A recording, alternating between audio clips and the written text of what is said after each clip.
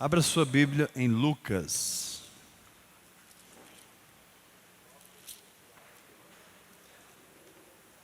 Vou continuar o que eu estava ministrando domingo, que eu ministrei ontem, sobre essa primeira fase tão difícil que é a fase da faxina, quando você começa a orar em línguas de verdade. Quando a oração em línguas não é mais um reteté para você, mas uma prática espiritual, uma chave espiritual. Sua mente fala português, seu espírito fala em línguas. Isaías 28, 10, 11 e 12, Marcos 16, o próprio Senhor disse: quem crê falará nova língua. 1 Coríntios 14, 2, quem fala em línguas não fala aos homens, mas a Deus, visto que ninguém o entende, e em espírito fala mistérios. Amém?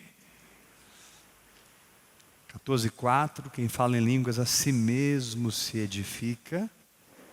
14, 14, Paulo diz: porque se eu orar em outra língua, o meu espírito ora de fato, mas a minha mente fica infrutífera.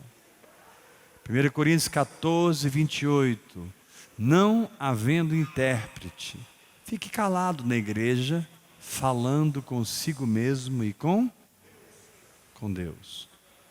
Ou seja, se não é para a igreja, não é para interpretação, é para minha edificação pessoal. Então eu não vou ficar pregando em línguas aqui, para vocês.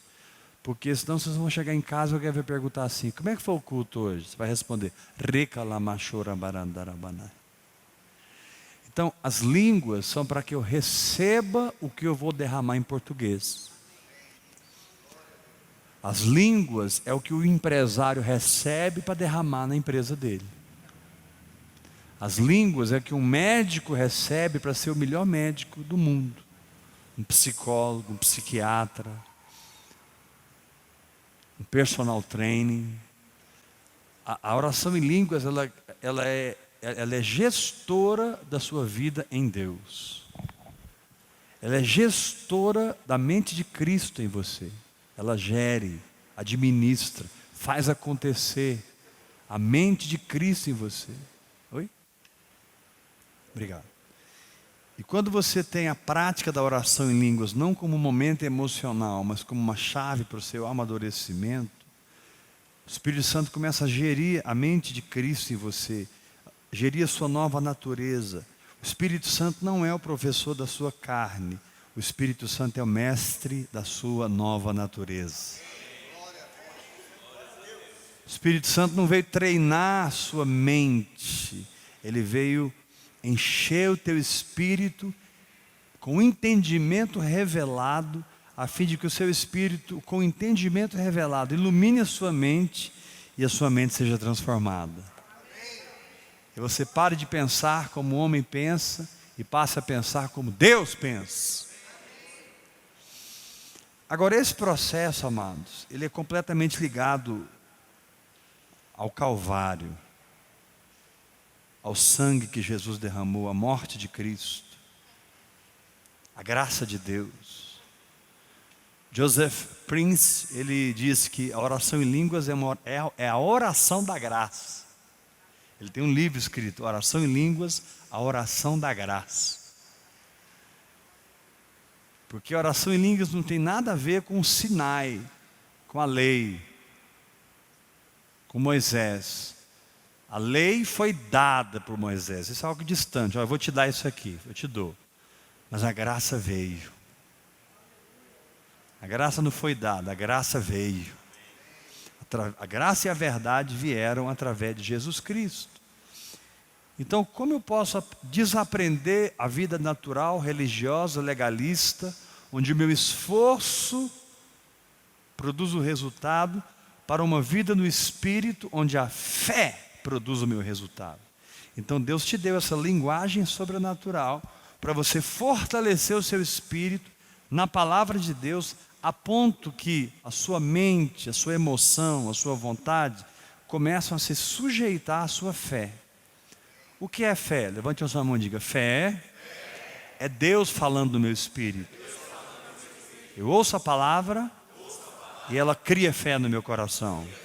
Agora fala bem forte: crer sou eu falando com o meu comportamento. Fé é um substantivo, crer é um verbo. Então, fé indica uma condição íntima, crer indica uma ação contínua.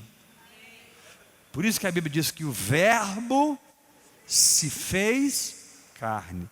Na eternidade passada, Jesus não era conhecido como Jesus. Ele ganhou esse nome quando nasceu de Maria. Na eternidade passada, ele era conhecido como o Verbo de Deus. O Pai era conhecido como Jeová. E o Espírito Santo era conhecido como Espírito Santo, Ruach Kadosh. 3 pessoas vivendo em um Espírito, um Deus triuno. Repita isso. Mais forte, diga assim: 3 pessoas distintas, vivendo em um mesmo Espírito. Esse é o meu Deus único e triuno. Então, ao crer em Jesus Cristo e aceitar o sacrifício dele pelos seus pecados, a simplicidade de uma criança, ele te dá a justiça, ele te dá a liberdade. Você não fica mais um segundo na mão do diabo. Você não fica enfermo nunca mais. Você não fica pobre nunca mais. Ah, mas eu estou enfermo. É porque você crê que está enfermo. Para de crer que você está enfermo, que isso vai sair da sua vida. O seu crer determina a sua experiência. O seu crer errado determina uma vida errada. O seu crer certo determina uma vida certa. Isaías 53, verdadeiramente Ele levou sobre si as nossas dores e as nossas enfermidades. Se ele levou, não está mais comigo. Então, se algo aparece no meu corpo, eu não tenho enfermidade. Eu tenho uma manifestação de uma mentira que foi vencida na cruz do Calvário. Então eu escolho não crer nos meus sentidos físicos, porque a fé não se relaciona com os sentidos físicos. A fé se relaciona com a palavra de Deus. A fé não se firma no que você vê, a fé se firma no que Deus diz. O justo viverá pela fé, ou seja, o justo não vai acreditar no que ele vê, ele vai acreditar no que ele não vê. A melhor forma de você praticar isso é dando graças a Deus. Paulo diz: crescendo em ações de graça. Você precisa de uma cura? Comece a agradecer a sua cura, que ela brota do seu espírito. A terra da promessa hoje não é mais uma geografia, é o seu espírito recriado. E a terra mana. Você não faz nada, a própria terra mana leite e a terra mana mel. Pastor, mas isso é doideira, quem dá leite é vaca, para Deus é a terra. Pastor, mas é doideira, quem dá mel é a abelha, para Deus é a terra. Ele diz que a terra mana.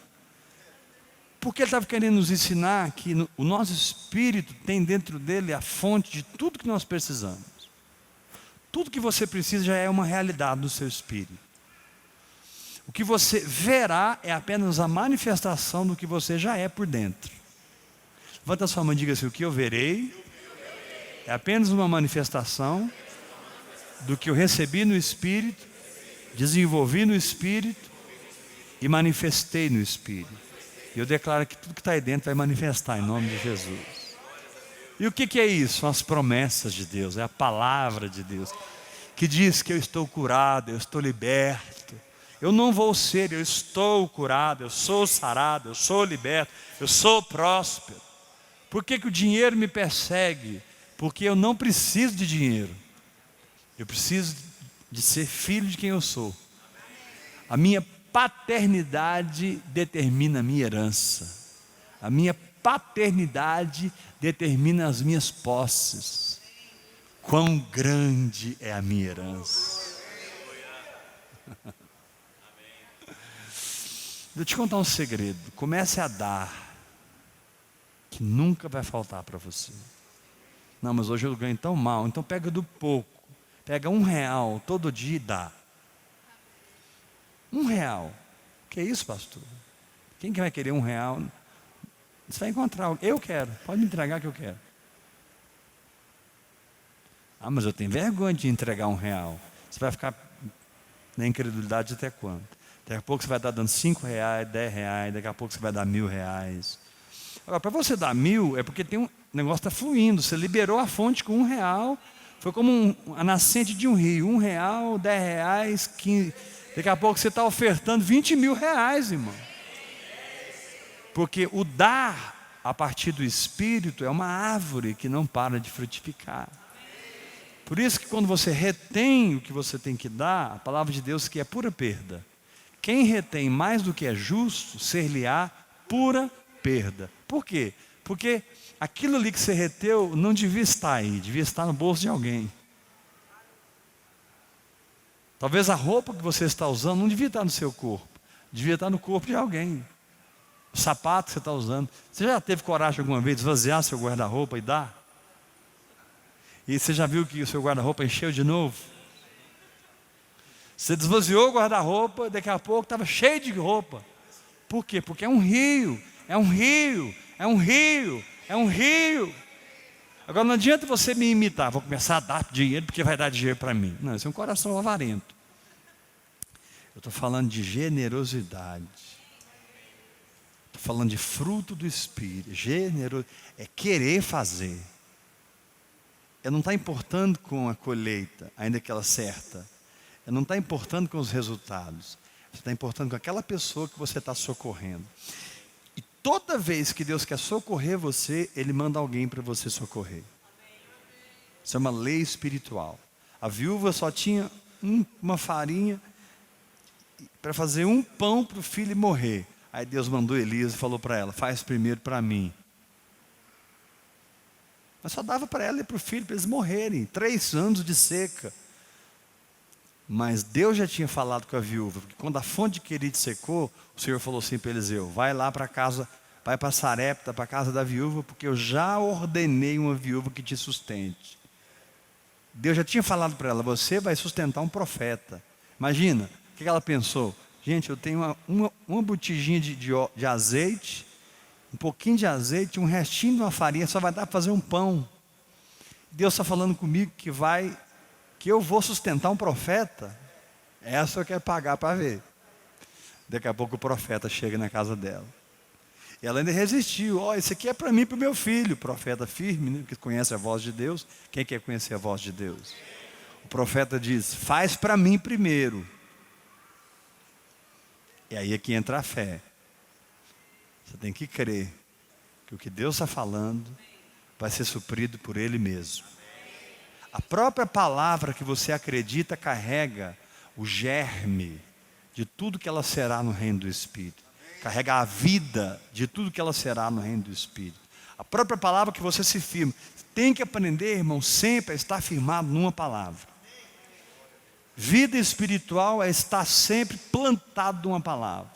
Vida espiritual é estar sempre firmado em algo que Deus falou com você. Não é que Deus falou do púlpito, não é que Deus falou através de Geraldo, através de Ricardo, através de um livro que você leu, não. A palavra que te dá sustância, a palavra que te faz rocha por dentro, é uma palavra que Deus fala com você. Deus é coletivo, Ele gosta de visitar a congregação, mas Deus é muito mais individual, pessoal. Mas Deus, eu sou tão pequenininho, né? Quem Deus, querido, você para Deus vale mais do que o mundo inteiro. Ele morreria outra vez se só você precisasse de salvação. E você tem o tempo e Ele tem a eternidade, Ele não está com pressa. Quando você para na presença de Deus, Ele não tem pressa. Tipo assim, daqui a pouco eu tenho que mover uma galáxia ali, porque senão ela vai colidir com outra galáxia. Eu tenho que... Nossa, fala rápido aí, meu filho. Fala rápido que eu preciso resolver esse problema. Fala rápido. Não. tudo que é, já foi. E tudo que será, também já foi. Eclesiastes capítulo 4. Tudo que é, já foi. E tudo que será, também já foi. Por quê? Porque até a eternidade é filho do próprio Deus. Ele é o Pai da eternidade. Então diga para o irmão que está ao seu lado: você está com pressa por quê, rapaz? Sacode o seu irmão e fala assim: karma sou. Ah, mas a minha família, o meu filho, eu não sei o que. Deixa eu te falar uma coisa: Deus tem tudo sob controle para você. Os que confiam no Senhor são como os montes de Sião, que não se abalam, mas permanecem para sempre. Aleluia! Os que confiam. O que é confiar? É crer. Preste atenção. Confiar é crer na garantia que foi estabelecida. Confiança. Com mais fiança. Confiança. É acreditar na garantia que foi dada. Olha, quando Deus fala com você, está falando assim: lá na cruz eu dei o meu filho como garantia. Você vai duvidar? Eu me fiz homem e morri por você. Agora, toma vergonha na cara e acredita na minha palavra. Não, mas o câncer, o médico falou que já é metástase. Querido, coitado desse médico. Ele acabou de chegar no planeta. Estudou 10, 11, 12 anos. Fez curso, é doutor na área do câncer. Ele entende tudo de câncer, mas ele não sabe nada da realidade espiritual. Ele não sabe que aquele câncer tem um germe chamado um espírito de câncer. Quando você expulsa aquele espírito, aquele câncer perde a vida, perde a raiz e ele morre.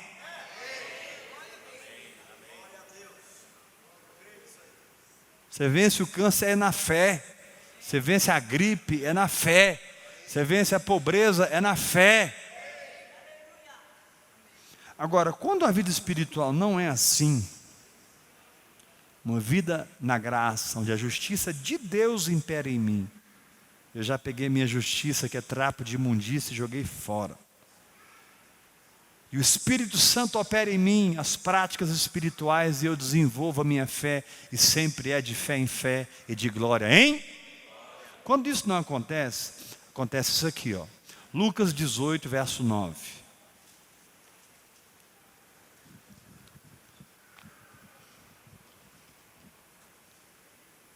Olha o perigo de você não entender a graça de Deus. O perigo de você não se colocar debaixo da justiça de Deus, que é uma dádiva. Quem entende que a justiça de Deus é um presente de Deus para você aqui? Ah, mas eu fiz isso, isso e isso. Daí. Faz assim com a mão. Eu vou ler aqui. Diga assim: o pecado era uma prisão, e eu me tornei, por causa de Adão, morto espiritualmente e preso no pecado. Ou seja, por mais que você tentasse não pecar, você pecava, sim ou não? Não era assim? Quem bebia, hoje eu não vou beber, igual que de tarde estava lá no bar bebendo. Quem adulterava, hoje eu nem vou telefonar para ela, não vou, pipi, pipi. Porque a pessoa era escrava do pecado, por causa da queda de Adão. Mas aí Jesus veio, destruiu o pecado, destruiu o diabo, aniquilou o pecado, perdoou nossos pecados, nos deu a justiça. E Romanos capítulo 8 fala assim: e agora eu sou, fala igreja, agora eu sou servo, não do pecado, eu sou servo da justiça. Você morava numa prisão chamada pecado, agora você mora em outra prisão chamada justiça. Então não é o que você faz ou não faz que te faz pecador, é estar em Adão que te faz pecador. Não é o que você faz ou não faz que te faz santo, mais santo ou menos santo, é estar em Cristo que te faz santo, pela fé. Mas quando isso não acontece, olha o versículo 9 do capítulo 18. Propôs também, preste muita atenção no verso 9, porque ele é fundamental. Propôs também esta parábola. Há alguns que, olha só os filhos da lei, número 1, confiavam em si mesmos. Quando você não vive na graça, você passa a confiar em você mesmo, nos seus esforços. Por quê? Por se considerarem justos. A pior coisa na vida é você se considerar justo e não aceitar a justiça de Deus em Cristo. E porque você confia em si mesmo e se considera justo, você despreza os outros. Olha o problema aqui do legalista. Ele se considera justo, confia em si mesmo e coitado daquele irmãozinho que não consegue vencer aquele pecado. Tadinho dele. Eu sou tão santo. Eu estou quase voando. Eu acho que está nascendo asa aqui atrás. Nossa, gente, vocês estão vendo a minha auréola?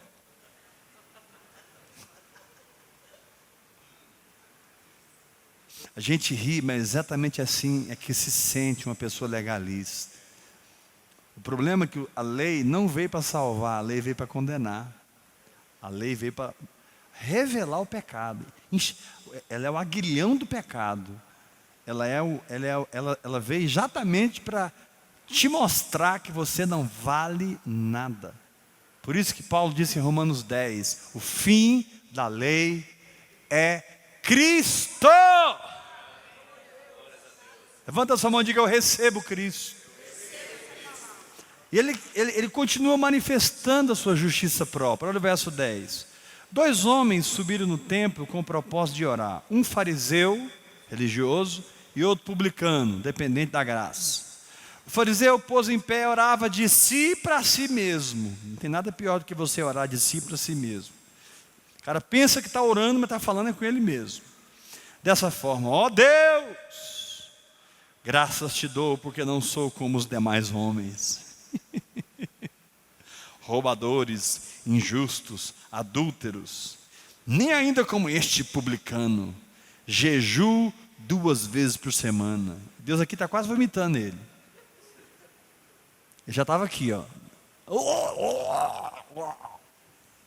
Jejuo 2 vezes por semana. Dou o dízimo de tudo quanto ganho.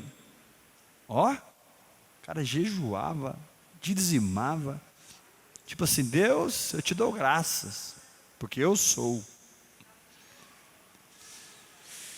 Verso 13: o publicano, estando em pé longe, não ousava nem ainda levantar os olhos ao céu, mas batia no peito, dizendo: ó Deus, sê propício a mim, pecador. Ah, meu irmão, esse coração aqui que Deus visita. Não é quem se acha, quem acha Deus.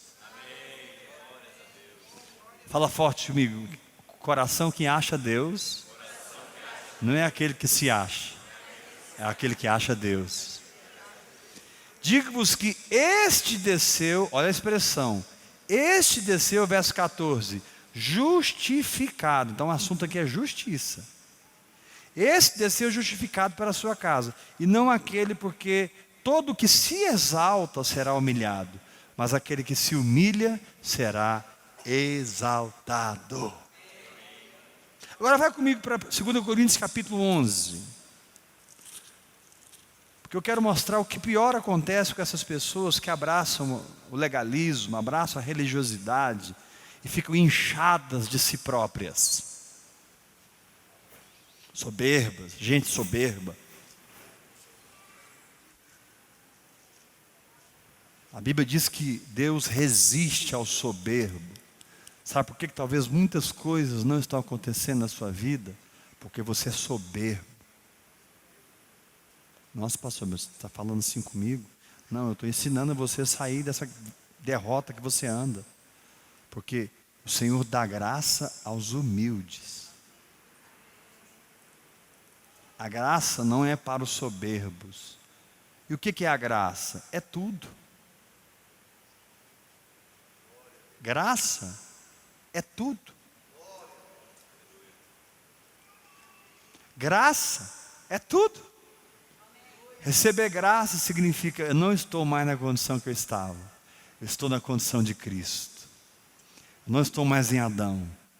Eu sou tão justo quanto Deus é justo. Porque o sacrifício de Jesus satisfez a justiça de Deus para mim. Deus olha para Jesus ao me julgar. Ele não me julga olhando para mim. Ele me julga em Cristo Jesus. Eu estou em Cristo Jesus. Por isso eu sou perdoado. Por isso eu sou curado, eu sou liberto, eu sou próspero, eu sou abençoado. Não há maldição na minha casa, não há maldição na minha genealogia. Acabou! Eu estou em Cristo Jesus. Não, mas lá em Deuteronômio está falando, quem não cumprir a palavra assim, essa maldição virá sobre si. Mas em Gálatas também está dizendo que quem está debaixo da lei está debaixo de maldição. Estar de maldição antes era não cumprir a lei. Estar de maldição hoje, debaixo de maldição, é tentar cumprir a lei. Porque para cumprir a lei, ou você acerta tudo, e se você perder um pontinho, você perdeu tudo. A lei não é brincadeira não, meu irmão. A lei é como um juiz. O juiz pega a lei e ele cumpre a lei. Ele não tem misericórdia, ele tem a lei. Ele pode ser até amigo da família, mas se ele for um juiz justo, ele vai usar a lei para julgar. Agora, Deus não tem mais as tábuas de Moisés para julgar. Deus tem o sangue de Jesus para julgar. Levanta a sua mão e diga, eu recebo, eu recebo, eu recebo, eu recebo, eu recebo. Não, mais forte, eu recebo, eu recebo, eu recebo. Agora, amados, a pior coisa que acontece com quem anda na justiça própria, vocês vão tomar um susto agora. A pior coisa que acontece com o legalista, com quem prega Jesus, mas segue Moisés, porque as igrejas estão assim hoje, não todas, mas muitas. Quem quer aceitar Jesus? Aí a pessoa levanta a mão, vem aqui na frente, aí a pessoa vem. Recebe a alegria da salvação, mas não dura 5 minutos, lá fora ele já recebe uma lista de coisas que ele tem que fazer e que ele não pode fazer. Eles não confiam na nova natureza que receberam. Eu confio. Onde é que está isso, pastor? Que confiança é essa? Romanos 8:1. Agora, pois, já nenhuma condenação há para os que estão em Cristo. Por quê? Porque a lei do Espírito da vida em Cristo te livrou da lei, do pecado e da morte. Então, uma lei maior destruiu uma lei menor e se estabeleceu no seu espírito. Levanta a sua mão e diga, eu recebo essa palavra. Fala bem forte comigo, uma lei maior. Mais forte, igreja, uma lei maior. A lei do Espírito de vida. Pastor, que lei do Espírito de vida é essa? É o Espírito que ressuscitou a Jesus Cristo dentre os mortos e glorificou Ele diante do Pai. É o Espírito de ressurreição. É o Espírito de ressurreição, querido, que opera em você a glória da ressurreição e não mais a morte de Adão. Mas, quando você insiste na sua justiça própria, quando você insiste em ser aprovado pelo que você faz, quando você insiste em querer merecer alguma coisa, como se você estivesse em débito com Deus. Quem tenta merecer porque se sente endividado. Quem busca o mérito é porque está correndo atrás da dívida. Eu tenho tanto débito para chegar nessa bênção, que eu vou ter que fazer isso, eu vou ter que ir para um monte, eu vou ter que fazer sacrifício, eu tenho que dar dízimo, eu tenho que dar oferta, eu tenho que orar em línguas, eu tenho que ir na igreja, eu tenho. Não estou falando que essas coisas são erradas em si, mas elas podem estar numa motivação errada, num coração legalista. Você pode estar fazendo a coisa certa e nunca vai alcançar, porque a sua fé está com uma flecha torta. Você joga a flecha, sua fé tem que ser reta. É a fé da graça de Deus. Sacode o irmão que está ao seu lado e fala assim para ele: meu querido, não tenta merecer nada não, porque o negócio é muito mais caro do que você imagina. Dá uma sacudida nele e fala assim: os piores flagelos que você pode imprimir sobre si mesmo, o pior sacrifício que você pode fazer sobre si mesmo, para tentar conquistar alguma coisa de Deus, lá no céu, fala para o seu irmão, lá no céu, é piada.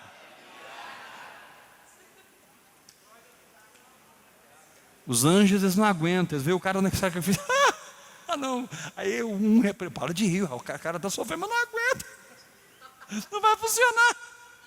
Aí o anjo fala: para, rapaz, está amarrado, em nome de Jesus. Coitado do rapaz está pagando uma promessa, indo para a eternidade a pé. Você acha que é fácil? Aí o outro anjo que está rindo: eu vou contar para o pai que você está falando isso, e nós vamos rir junto da sua cara. Por quê, irmãos? Porque quando você sai da graça, você passa a afrontar o sangue de Jesus. Se você saiu da graça, eu te dou uma palavra: para tudo. Pensa assim: nossa, eu não sei de nada, eu não sou nada, e volta a orar em línguas, para o Espírito Santo te conduzir à cruz novamente. Às vezes a gente sai da graça. Saiu? Para. Opa, peraí, não é assim. Eu estou suando demais, eu estou cansando demais, eu estou ansioso demais, eu estou com medo demais. Isso não é o Evangelho. Olha o que diz aqui no capítulo 11. Nossa, meus irmãos, isso aqui é muito forte. 2 Coríntios, capítulo 11. Olha o que acontece para aquele que se desliga da graça de Deus. 2 Coríntios 11, verso 4. Quem achou, diga amém. Vamos ler o verso 3, porque ele explica o 4 e o 5. Mas receio, Paulo está falando para a igreja dos Coríntios. É 2 Coríntios, é a segunda carta, é a carta da maturidade. 1 Coríntios é leite, 2 Coríntios é mel. Receio que, assim como a serpente enganou a Eva com a sua astúcia. Então o diabo tem uma astúcia para te desconectar da graça, da vida de Jesus que flui no seu espírito. Assim também seja corrompida a vossa mente. Irmãos, por favor, preste atenção nisso. Talvez eu estou te dando umas palavras mais importantes que você ouviu na sua vida. Numa reunião simples como essa, você está recebendo uma chave que vai mudar a sua história. Preste atenção, se liga. Olha o que ele diz: para quem se desliga da graça. Mas a gente está ligado na graça, amém, irmão? Fala assim comigo: eu estou de pendurado na graça, estou crucificado. Não sou eu quem vive, é Cristo que vive em mim. Aleluia! Mas quem não anda no Espírito, olha o que acontece, verso 3. Mas receio que, assim como a serpente enganou Eva, o engano começa a entrar. Porque a pessoa não crê, não exerce fé, ela começa a confiar nos seus esforços. Logo vem um demônio, vem um espírito de engano. Toda vez que você se firma na justiça própria, você atrai um espírito enganador para confirmar o erro no qual você está andando. A pessoa começa a acreditar que o que ela está acreditando é certo, é mentira. Olha aqui: receio que, assim como a serpente enganou a Eva com a sua astúcia, assim também seja corrompida a vossa mente, e se vocês se apartem da simplicidade e da pureza que são devidas a Cristo. Meu irmão, perdeu a simplicidade e a pureza, Jesus não está lá.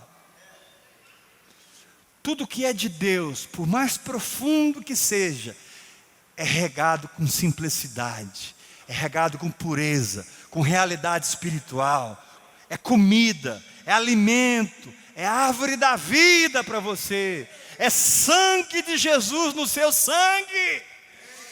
Quantos querem uma transfusão de sangue? Dá glória a Deus. Fala para 3 pessoas perto de você: deixa ele injetar o sangue dele no seu, meu filho. Sacode o seu irmão e fala: Ele quer te dar novos rins espirituais.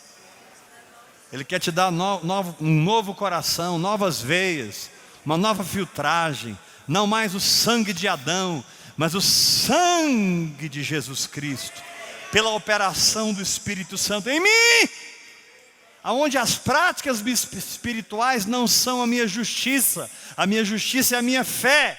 E a minha fé me leva às práticas espirituais, para que eu conheça o que por Deus me foi dado gratuitamente. 1 Coríntios 2.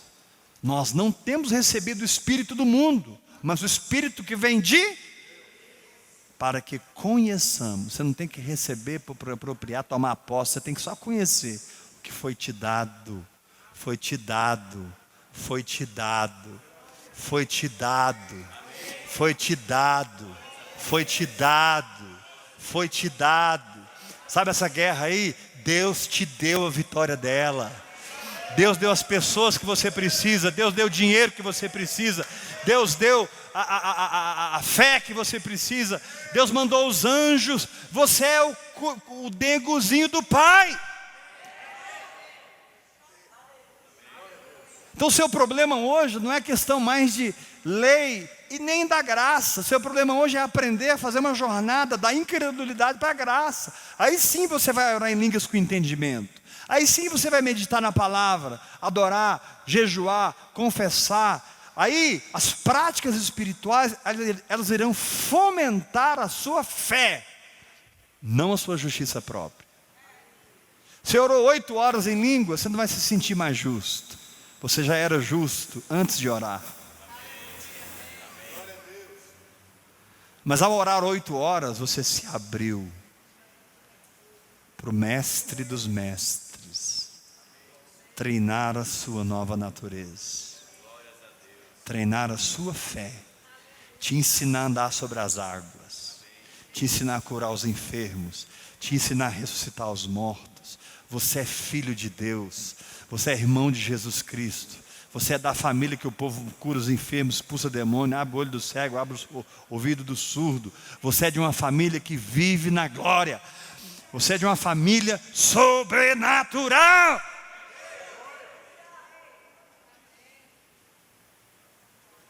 Fala para 3 pessoas perto de você, começa a sua jornada hoje, hora após hora, meu irmão. Chama alguém pelo nome e diga: fulano, começa a sua jornada hoje. Não, é sério. Sacode ele, joga essa justiça própria fora. Fala para ele o que você pensa que você é, o que você acha que fez e aconteceu. Isso não vale nada diante da cruz.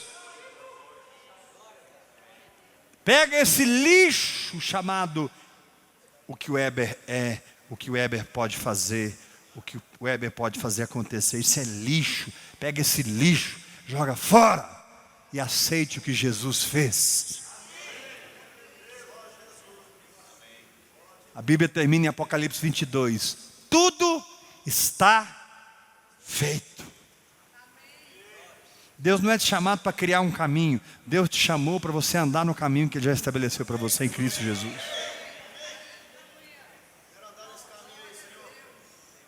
Paulo diz em Colossenses: assim como recebestes Cristo Jesus o Senhor, assim. Você recebeu como? Pela fé, não foi? Aí ele fala assim: assim andai. Agora, amados, isso é muito forte. Paulo está chamando Jesus de uma estrada, de um caminho. Mas Jesus disse: eu sou o caminho. Mas a gente teologiza isso. Jesus é o caminho. A gente nem sabe o que a gente está falando. Paulo diz: assim como recebestes, anda.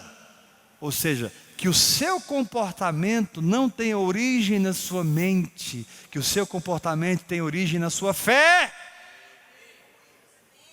No casamento, na saúde, nas finanças, na família, no ministério, no trabalho, na faculdade, em qualquer lugar, brilhe, manifeste a glória de Deus. Seja intrépido como leão, porque o justo, diz Provérbios, é intrépido como leão. Seja ousado. Ontem, pela graça de Deus, eu pus uma loja inteira para parar e me ouvir, e eu preguei o Evangelho. Hoje o gerente esteve aqui, eu taquei o Evangelho nele de novo. Eu tenho certeza que todo mundo lá vai se converter. E tinha uma religiosinha lá, que vai entrar em vida no Espírito. Eu não passo num lugar e as coisas continuam a mesma coisa. Eu não passo por uma vida e aquela vida continua a mesma pessoa. Porque eu sou alguma coisa? Não!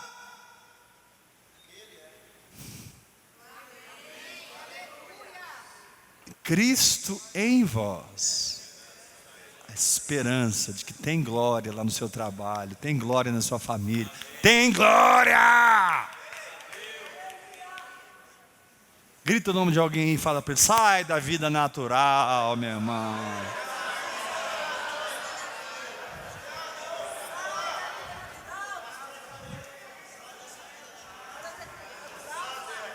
Agora fala para uma pessoa, mas com toda a força que você puder, exortando ela, fala assim: o seu Deus é tão grande, tão grande, tão grande, que Ele não podia te dar justiça própria para andar com Ele. Ele tinha que te dar um dom para andar com Ele. Apenas, diga, apenas confiar nele. A magnitude, a grandeza de Deus é tão grande que a única coisa que você tem é que crer. Como é que você vai aconselhar alguém que criou o átomo, criou a matéria, criou os buracos negros, fez as galáxias, né? Por exemplo, irmãos, se a Terra afastar um pouquinho do Sol, ela congela, morre todo mundo. Se a Terra chegar um pouquinho mais perto, está todo mundo morto, queimado.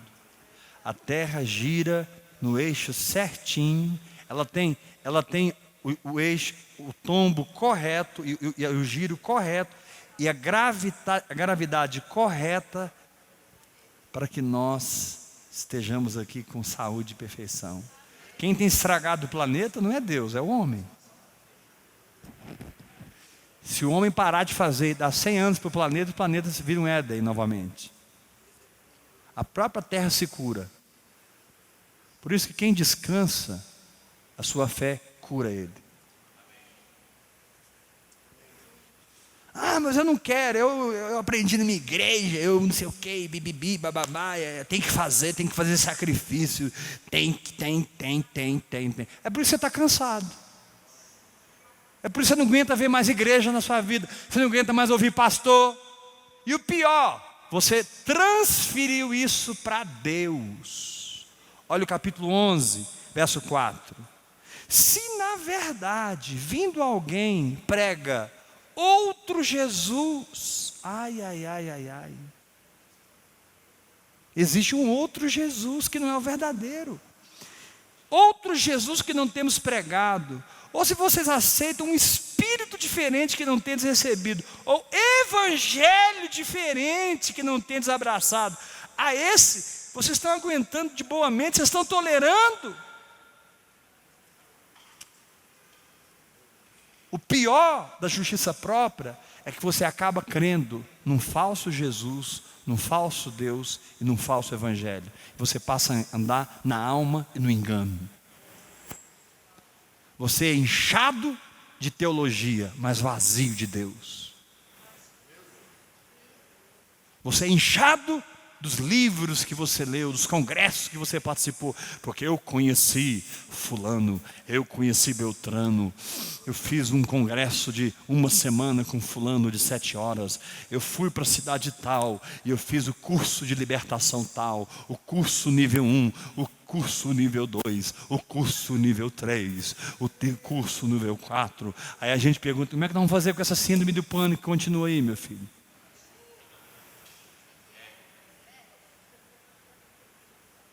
Você fez tanto curso, mas continua perdendo sono por causa dos problemas. Você não está no Evangelho. Você não está no Evangelho. Credo, pastor. Não, porque o Evangelho é o poder de Deus. O Evangelho é poder, ele muda você, ele transforma você. Querido, o Evangelho não te melhora, o Evangelho te transforma. Bate o pé no chão bem forte e fala, ai, fala assim, bate o pé no chão, Cristina, todo mundo. Fala, eu estou com raiva da religião. Eu estou com raiva da lei e dos legalistas. Eu estou com raiva dos que sentam na cadeira de Moisés. Eu não vou sentar na cadeira de Moisés. Eu vou sentar na cadeira de Paulo, Pedro, João. Eu vou sentar na cadeira dos apóstolos e eu vou conhecer o meu Jesus. Saia da cadeira de Moisés. Sente-se na cadeira dos apóstolos e viva o verdadeiro evangelho. Esse é o tema dessa palavra. Saia da cadeira de Moisés. Sente-se na cadeira dos apóstolos e viva o verdadeiro evangelho. Liberte-se de si mesmo. Perca essa autoconsciência, porque eu oro.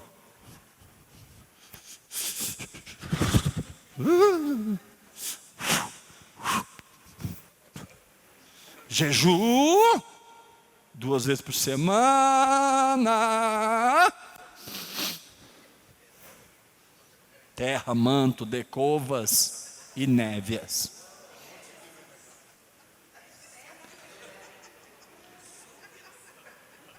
Coisa horrível.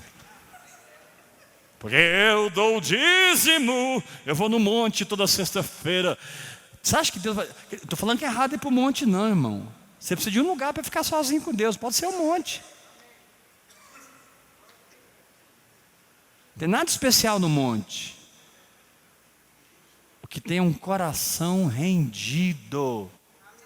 Pode ser o banheiro de uma rodoviária. Você trancou a porta ali, você fica 5 minutos rendido, adorando, orando em línguas. Deus vai te visitar no banheiro da rodoviária. Você vai tomar uma decisão essa noite. Você vai tomar uma decisão essa noite. Você não vai seguir mais o falso Jesus que te pregaram, o falso espírito que te deram e o falso evangelho que te ensinaram. Você vai se voltar para Jesus Cristo e receber a justiça, e receber o perdão, e receber a vida, e receber o Espírito Santo, tudo de graça. Ah, mas eu não estou preparado para receber o Espírito Santo. Ué, e quando você vai estar preparado? Eu vou te responder: nunca. Porque quem preparou você para receber o Espírito Santo foi o sangue de Jesus, e não as suas intermináveis vigílias e os seus intermináveis jejuns.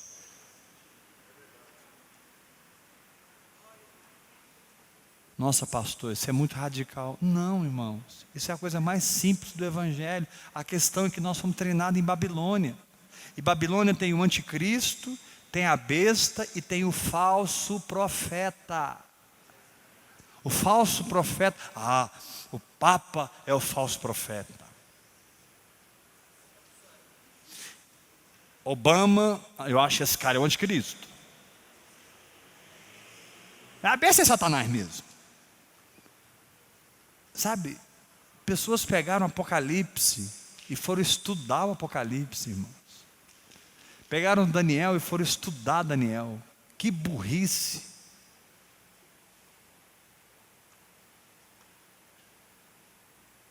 Como é que você pode estudar uma experiência no Espírito de que um homem foi arrebatado e ouviu coisas e viu coisas e tentou escrever, e escreveu o que ele viu no seu arrebatamento?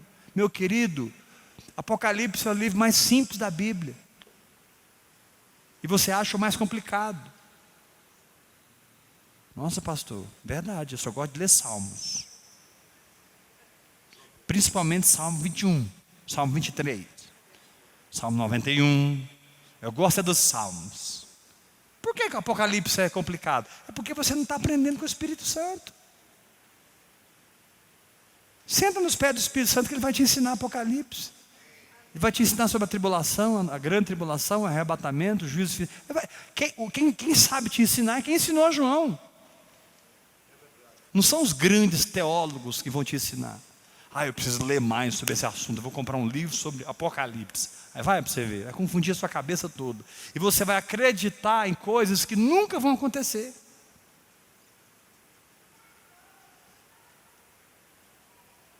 Mas o senhor crê que Jesus vai voltar, né, pastor? Claro, ele disse que vai voltar. E Jesus você não interpreta, você crê. E você crê que a gente vai subir com ele? Creio, ele falou que ele vai descer nas nuvens e vai recolher a gente. Está na palavra, é claro. Tem coisas que você não interpreta, está claro.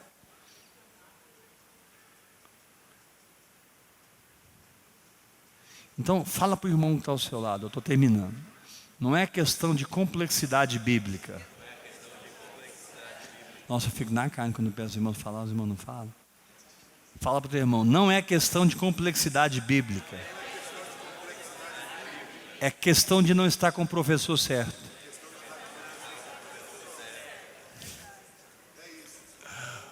O meu mestre se chama Espírito Santo.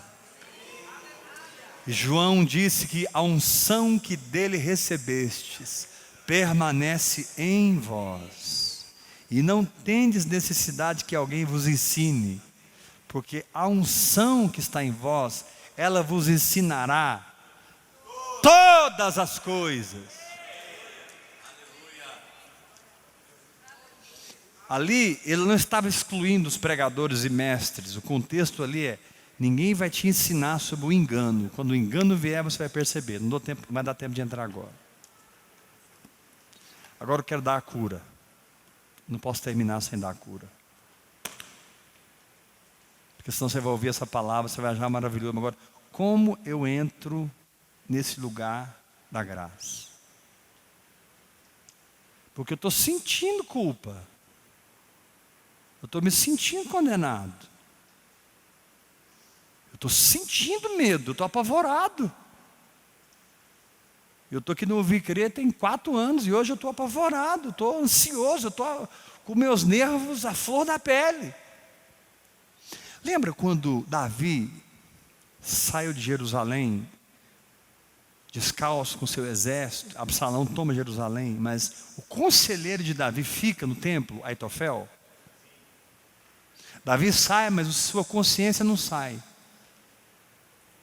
Sua consciência fica lá. Aitofel, o seu conselheiro. E Aitofel, como conselheiro do rei, trocou de Davi para Absalão. Estou falando isso que muitas vezes o nível de engano chega no nível da nossa consciência. Sua mente fica corrompida, seus sentimentos ficam corrompidos e a sua consciência fica corrompida. Tem coisas que você crê porque crê que é Deus e não é. Porque você está na justiça própria.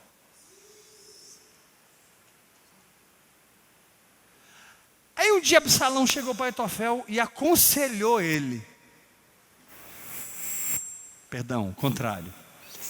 Aitofel chegou para Absalão e aconselhou. Sabe o que Absalão fez? Não vou seguir seu conselho. Foi a única coisa certa que Absalão fez na vida. E o que Aitofel fez, pastor? Ele chegou em casa, organizou toda a sua casa, pegou uma corda, foi, se enforcou e se matou. Tá, mas o que o senhor quer dizer? Você vai ter que enfrentar com a fé esses programas mentais errados e começar a exercer fé em cima deles. Você vai ter que exercer fé contra o que você está sentindo. Aitofel está falando na sua cabeça, você está sentindo aquilo, pensando naquilo, tudo indica que é, mas o Espírito dentro de você, a unção que ensina todas as coisas, está dizendo, não é! Mas a profeta falou comigo. Você anda baseado em profecia de homens? Perguntar, você anda baseado em profecia de homens? Isso é Velho Testamento, irmão. É para quem não tinha o Espírito Santo. Hoje mora em você o profeta dos profetas. Mas quando uma alma doente, uma mente infeccionada, por Babilônia, uma emoção adoecida pelos traumas da vida, quando uma vontade enrijecida que não dobra. Irmão, tem gente que não dobra, não quebranta. Incrível. A vontade dele, a mente, as emoções e a vontade fazem parte da alma. Tem gente que tem uma vontade tão dura que você leva, às vezes como líder, essa pessoa ao extremo para tentar ajudar ela, e ela não cede. Ela te larga, mas não muda, porque ela já acreditou na mentira que ela mesma aceitou da serpente. Ela bateu papo com a serpente. Meu querido, bata papo com a serpente, e a sua alma se tornará um veículo errado, de direção errada. Você vai ter uma mente corrompida, você vai ter uma consciência corrompida. Pare de conversar com a serpente. Ore em outras línguas, hora após hora, se edifique, se edifique, se edifique, até que você discirna alma e espírito. E muitas vezes a alma maquia o espírito, e você se sente condenado, com medo. Aí você pensa assim: é Deus mesmo, eu preciso ir lá falar com aquele irmão. É Deus nada, é a sua alma doente falando com você. Faça como Absalão, não ouça Aitofel, porque Aitofel deveria ter seguido Davi. Quando Aitofel rompeu com Davi, ele perdeu a autoridade profética. Quando sua alma rompe com seu espírito, ela perde a autoridade de dar opinião na sua vida. Nossa, mas isso é muito difícil, pastor, eu sei. E o que eu estou falando para vocês é da mais profunda experiência pessoal.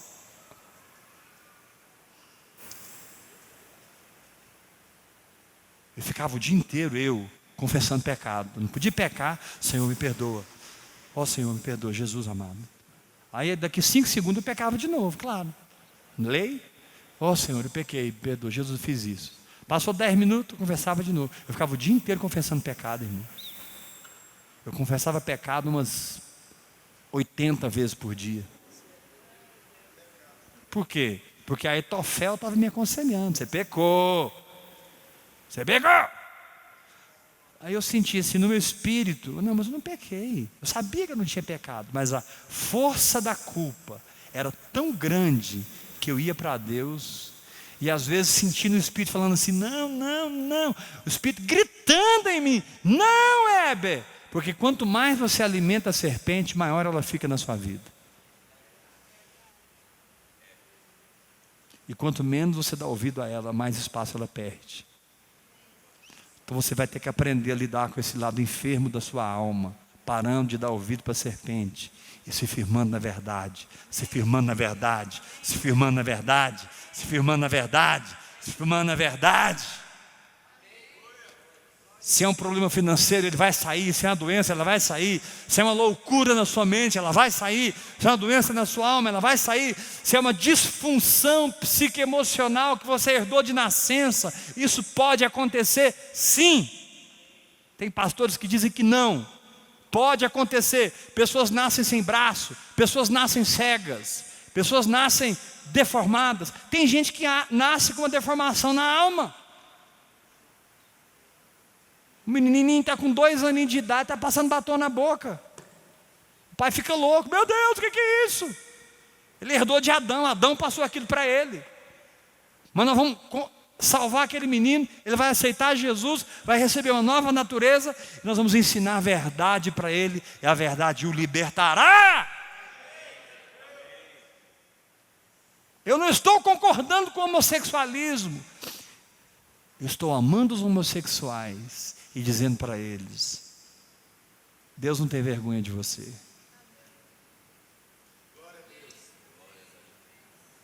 Deus conhece a sua luta, o seu sofrimento.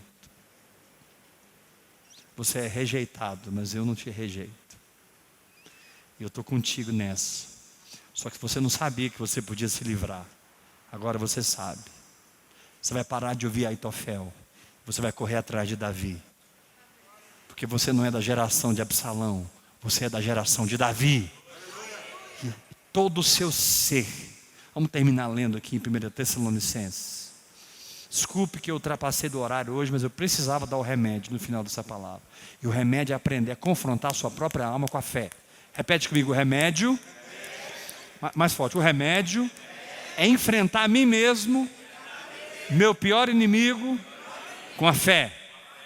Quando eu me levantar, aquele monstro, diga, aquele monstro, homossexualismo, raiva, amargura, síndromes, transtornos, fobias, medos, feridas, não importa, é o diabo que fez na minha alma, mas agora Deus fez no meu espírito, e eu vou passar por cima de mim mesmo, em nome de Jesus Cristo de Nazaré. Passe, quem é maduro, passa por cima de si mesmo. Porque não acredita mais nos enganos da alma, acredita na verdade da palavra. E a oração em línguas vai te levar para esse lugar. No começo você vai bater na parede, vai voltar 4 metros para trás. Parece que a parede é de borracha. Você fala, pum, e você...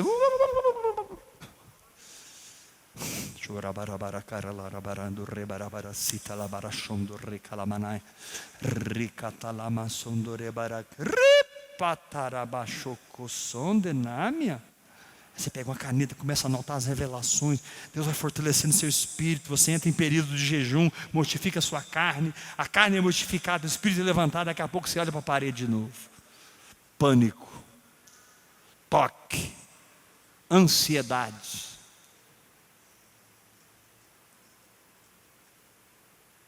Seja lá o que for, medo de morrer, medo de elevador, medo de altura. Quando eu morava aqui no varanda da praça, nós fomos fazer mudança, um dos obreiros aqui da igreja, quando ele chegou, eu morava no, qual andar? 27º. Quando o rapaz chegou no prédio, ele ficou assim na parede, ó. Ele não conseguia fazer nada, só de imaginar que estava no 27º andar. Ele grudou assim na parede. Ele estava correndo algum perigo? Mas para ele estava. Foi como quando eu era criança, meu pai tinha avião, a gente estava voltando da fazenda, e durante o voo deu uma pane, o motor desligou. Eu tinha 8 anos. Irmãos, eu lembro como fosse agora. Tom. E a gente olhando, esperando. Aí, tom.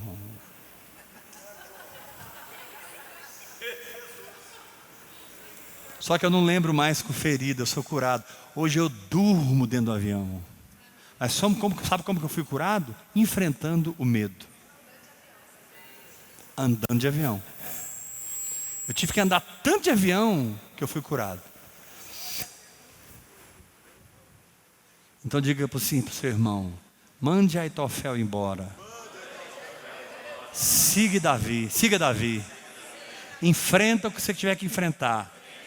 Pela palavra construída no seu espírito. Fala para o teu irmão, enfrente a sua própria mente. Enfrente suas emoções. Enfrente sua vontade rígida. Até que sua mente seja renovada. Suas emoções sejam saudáveis. E a sua vontade seja quebrantada. Porque quem crê do seu interior fluirão rios de água viva.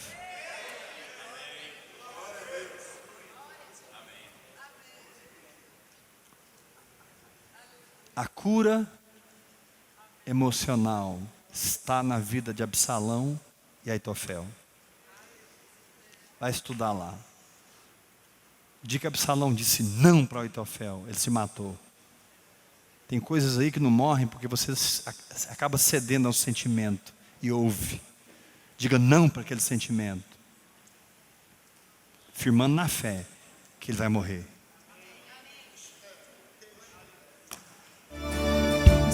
Amados, Deus tem nos dado um desafio.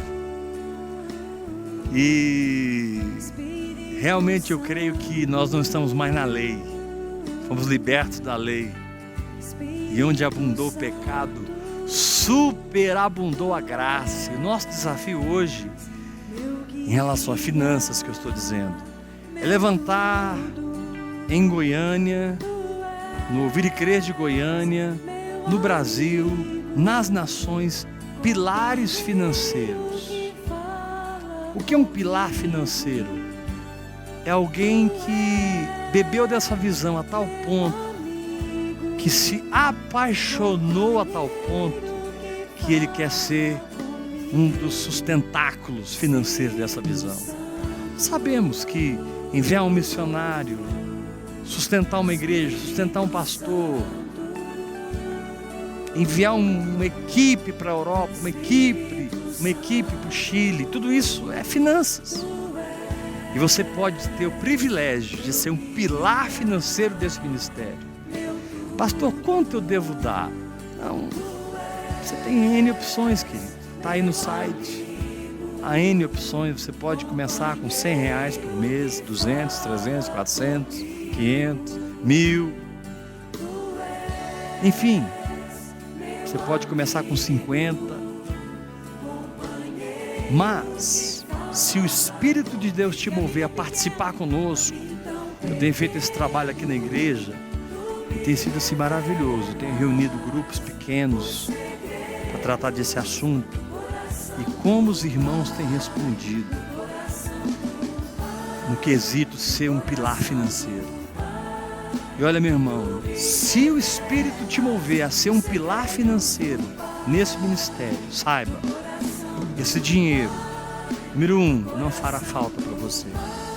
Número 2, é uma honra ao Senhor para uma visão do Brasil. Número 3, você terá uma colheita sobrenatural.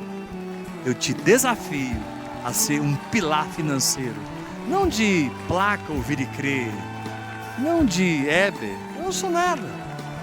Um pilar financeiro de uma visão, vida no Espírito, hora após hora, oração em línguas, meditação na palavra, adoração, louvor, jejum, confissão da palavra, igreja orgânica, onde cada um flui no seu chamado, cada um cumpre o seu chamado. Gente, nós precisamos levar essa visão para o Brasil e para as nações.